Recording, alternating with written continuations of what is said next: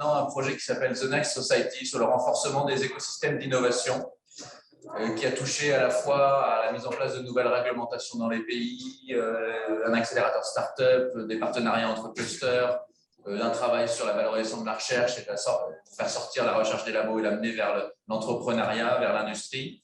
Et puis, on a mené un travail de recherche aussi, disons de benchmark des pays méditerranéens sur leur performance en matière d'innovation. Et ce travail, on l'a mené avec le Femise, le réseau des instituts économiques euro-méditerranéens. Et on est très heureux d'accueillir Maryse Louis, qui est la déléguée générale du Femise, qui a conduit ce travail, et là, qui va nous expliquer un peu cette démarche dynamique qu'on a mis en place au cours des 5 dernières années pour regarder un peu la performance des pays sud-méditerranéens en matière d'innovation, avec un regard méditerranéen justement sur cette performance, partant du principe que les benchmarks qui existaient, que ce soit celui du World Economic Forum ou d'autres classements, n'étaient pas toujours adaptés au contexte méditerranéen.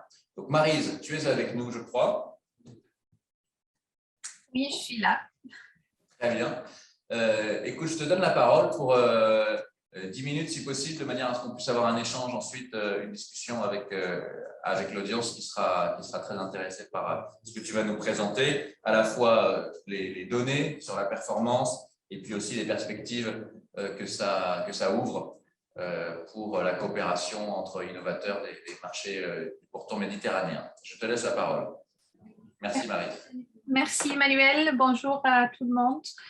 I will switch to English, if that's okay. So just briefly, Femise has been partnered with ANIMA for quite a long time. We had, as Emmanuel just mentioned, we have participated in this Next Society project, another project as well. So I'm just going to share my screen, if it's possible. I hope it works. And I will go through what we have produced specifically within the context of the Next Society on the scoreboard. What are the challenges that we have identified and what could be the future moving forward. So can you see my screen? Yes, I think we just seen it. Wait a second. Yeah, fine. Perfect. We can go. Okay. So I'm just going to start by saying that as all we discussed and we all know that innovation is part of an important component of the economic growth, and particularly it's important to find solutions to problems that we face. And we saw that the shock of the COVID was another evidence that how important is innovation is to find those solutions. For the South Mediterranean countries, building a new innovation ecosystem is crucial for these countries to move forward. So there are 3 main reasons why we need to measure innovation. So first of all is to assess the countries and to make sure that they are doing progressing on their innovation, to monitor the progress of each of these countries across time to see if they're going to the right direction or there are drawbacks, and to benchmark their performance against other similar countries to learn from them and to avoid any things that didn't work. So there's no one measure for innovation, and we have to use multiple numbers of indicators. And in the case of the South Med scoreboard, we used about 80 indicators to try and evaluate the innovation performance in our region.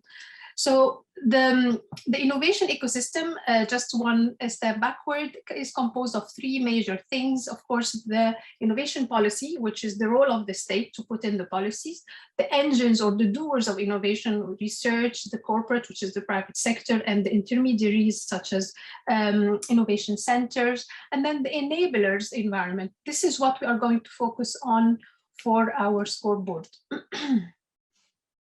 Okay. Okay, I missed one. Okay.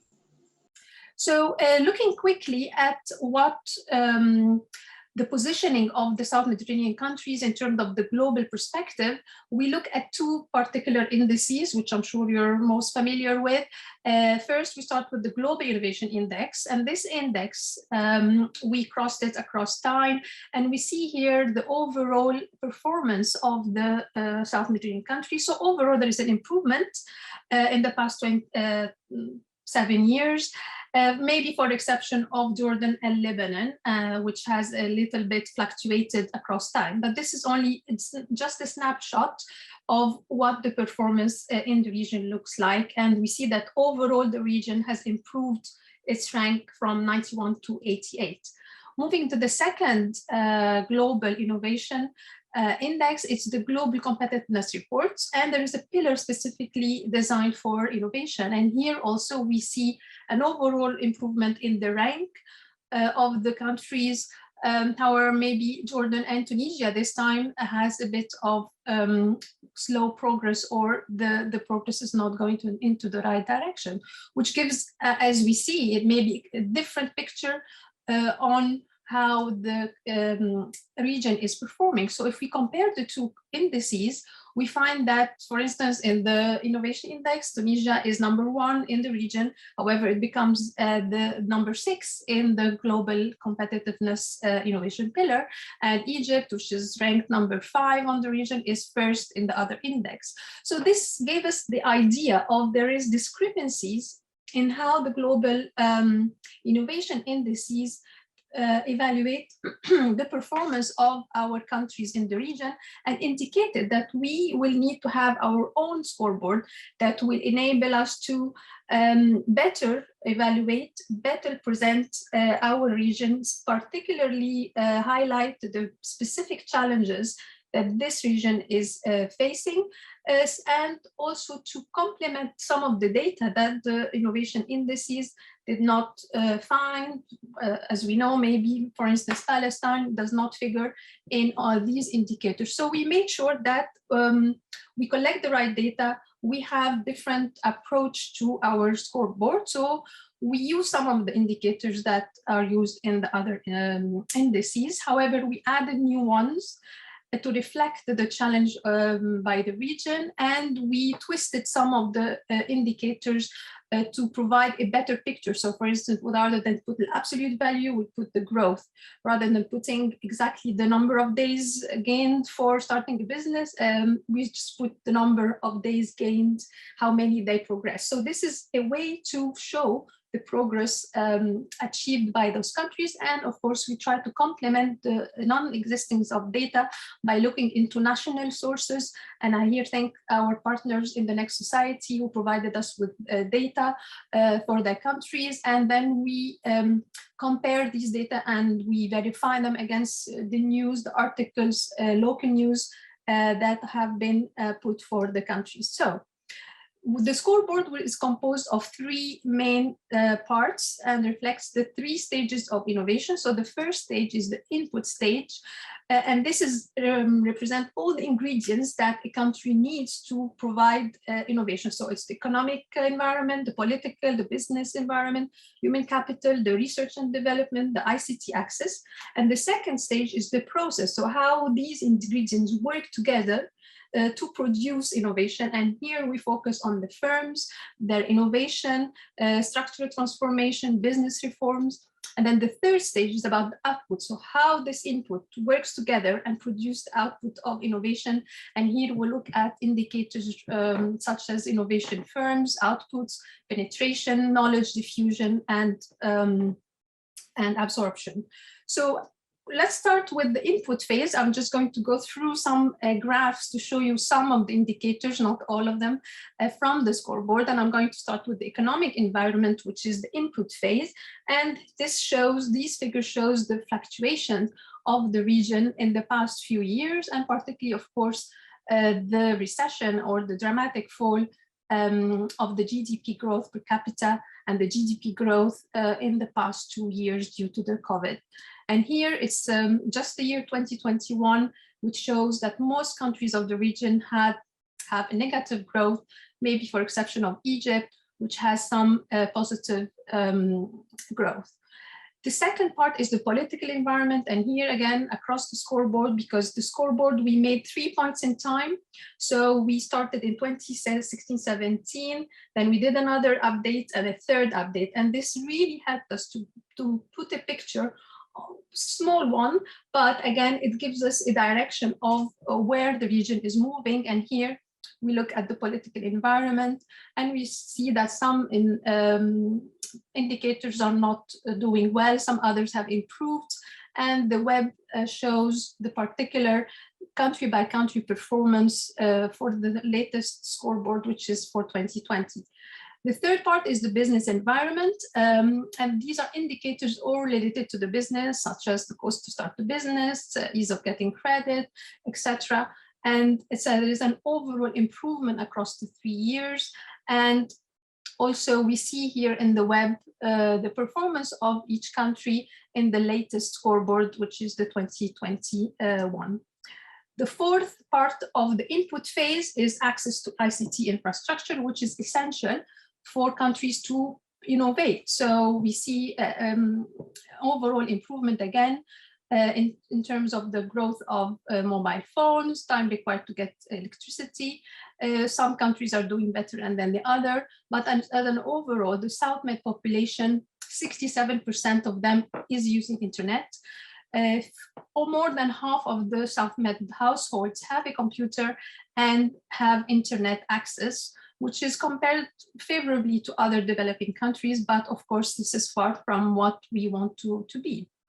In terms of the human capital indicators, so again, there is some overall improvement. In some cases, some countries are better than the others, but maybe the government expenditure on education compares favorably, but still the quality of education is lacking. And of course, the student enrollment in different IT sectors is relatively low, maybe for exception of Tunisia.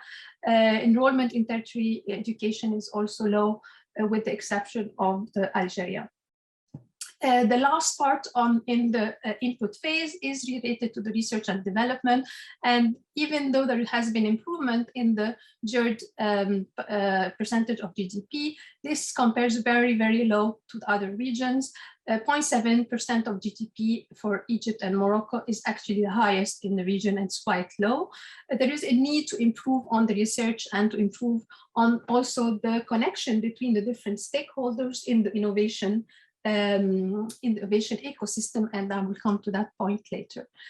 The second part of the innovation is the process, and it's all about the firm's performance.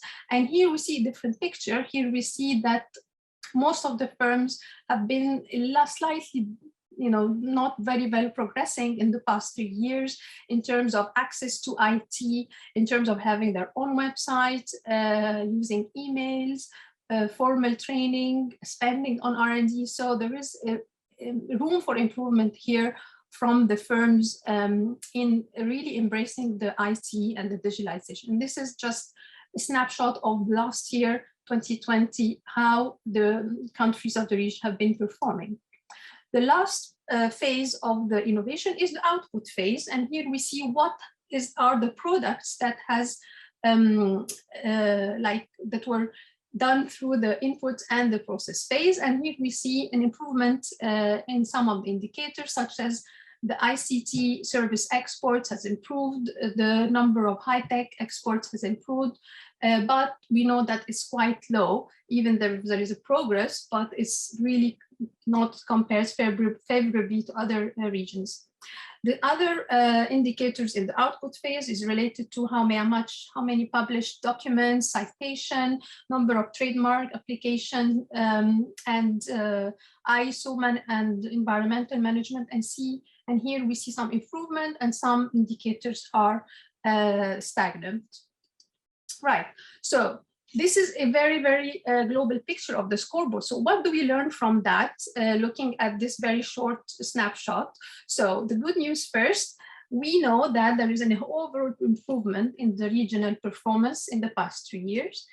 Some countries are doing better than the other in some areas. So for example, we saw that Egypt done a bit better in the economic environment, Tunisia done better in expenditure on education, Jordan and Lebanon in terms of ICT access, in Jordan in terms of firm innovation, Egypt and Morocco in terms of expenditure on R&D and positive business reforms. Algeria, Morocco, Tunisia, and Palestine, they've done better in terms of ICT-related services exports. In terms of knowledge diffusion, Tunisia and Lebanon done better, and Jordan has done better in terms of number of pins. So there is an overall improvement. Some countries have done better than others. And also we saw that there is, even though the firms have not embraced IT digitalization, but there hasn't been an improvement in the doing business indicators. And we see that Morocco, for instance, is number 53 and number 1 in the region in terms of their doing business indicators. Now, however, there's always a however, and this is the less good news. The region is still far from what it can produce, given what the input it has and the process it has. The output is not reflected properly. Also, as we know, the coming year will be very challenging with the COVID and the slow progress is expected. The performance of the South Med firms, like we saw the graph with the firms not having enough IT access and websites and internet use, this has to improve as well. The expenditure on education is low compared to other regions, and it has to improve on the quality as well. Same for the expenditure on R&D. So, and there is a missing link between the different actors of the innovation ecosystem. They don't communicate, they double the work. So we need to also work on this part. So I'm going to choose only 3 areas which I think are key to improve in the future moving forward. So the first area is that obviously the region is to work and improve overall sorry, its innovation inputs, but also it needs to prioritize the collaboration between the different actors in the innovation system. So if we look at the collaboration linkages index, which is the global innovation index, we see that most of the countries are doing less than the worldwide median, with the exception of Jordan, which is ranked 38 in this particular index. And that we know in Jordan, there is the National Center for Innovation, which really puts in under one umbrella all the different actors of the innovation ecosystem. So this may be a lesson learned for other countries to have this unified vision. Also, so how can we reach that is by creating clusters for innovation, industrial clusters and technological clusters, to promote the public-private academic partnership, to enhance the link between education strategies and innovation needs, like having more curriculum in terms of IT and engineering, etc. This is one area. The second area is relating to the absorption of knowledge, because the South Med countries are really in their early stage of development. The way for them to innovate is to first absorb the innovation and the knowledge coming from abroad. And if you look at the index of absorption, we find that the region is still not doing very well. So we're not very well absorbing this knowledge. The highest in this index is Egypt, and is ranked 94 out of 130, which is quite low. So how we can do that is by creating a demand, and particularly from the public sector, because these are the biggest, the bigger sector in any government, by, for instance, having some procurement procedures that enhance the innovation and the demands, to raise the interest of innovation among entrepreneurs, enhance firms' capacity to training, to facilitate the use of ICT, and to enhance the labor markets to meet this demand. So this is the second key priority. The third and last key priority is to use the momentum of the COVID and the recovery. We saw how governments reacted quickly to the shocks they showcased of emergency policy implementation, coordination, and this is not something we usually see in our region. So this is a way, why don't we take this momentum and just do the same thing? The recovery stimulus packages need to include some incentive for green growth, technological innovation, digitalization, better use of the private sector. The firms are very flexible. The firms are ready to do things. So there is better use of this incentives from the private sector. And of course, the transformation in the global value chain, we talked about lately with the experts from the UNCTAD, and that this is a golden opportunity for the countries of the South Med to be part of this new nearshoring and shortening of the value chain. To access the scoreboard, it's on the ANIMA website, on the Next Society website. This is the link, and I'm really happy to answer any questions. Thank you. Can't hear you, sorry. Yes. Yes, I was thanking you warmly for the very concise and clear presentation and the recommendations as well. No, it's true that Julia addressed the topic of education that you point as a weakness in terms of R&D expenditure, which are very low. We are trying with the Next Society to introduce measures from the government, tax measures to incentive SMEs to improve their investment in innovation. And I know Tarek Sherif is also trying to lead an advocacy from the private sector to have the same kind of measures in Tunisia. So it's very key. Also what you say on the absorption of knowledge, which is linked to the technology. So I don't know if you have any questions, comments in the room. Well, if not, you mentioned some improvement from different countries in various areas. From your analysis, is it an organic improvement, which means that it's the private sector or the ecosystem who is self-organizing itself, self-improving itself, or is there a policy will that led to these changes? Where does it come from, this improvement from your point of view? I think it's a mix of both, because if we look at the business reforms that have been done in the past few years, I did not present that indicator, but there has been improvement from the government side to embrace the business reform, to have more positive reforms that enhance the SMEs, particularly, and the firms. But also it's coming from the firms themselves, because they cannot just wait for the government to make policies. So they find ways around to be able to, because they need to work, they need to have benefit. And this is something, a momentum that needs to be used more in terms of bringing the innovation, because innovation comes more from the firms than maybe from the whole government. It's easier, in my opinion, to bring that up front. However, we've seen some experiences of government trying to lead, especially in the context of the COVID, to lead the demand to lead the offer of innovators, of startups. I was mentioning the experience of the Tunisian Ministry of Health, who tried to make a sort of a call for a proposal from startups to provide solutions. I know clusters in Morocco have also organized themselves and we supported this process with the Next Society to create artificial breast apparels made in Morocco, fully made in Morocco. We also have our colleague from Catalonia can report with the actual agency the fact that they created a platform for joint collaboration and innovation among firms in Catalonia to solve issues related to the COVID. So there are indeed various dynamics. So if there is no further question, I will now give the floor to the next speaker. Thank you to work with you still, and thank you for being with us.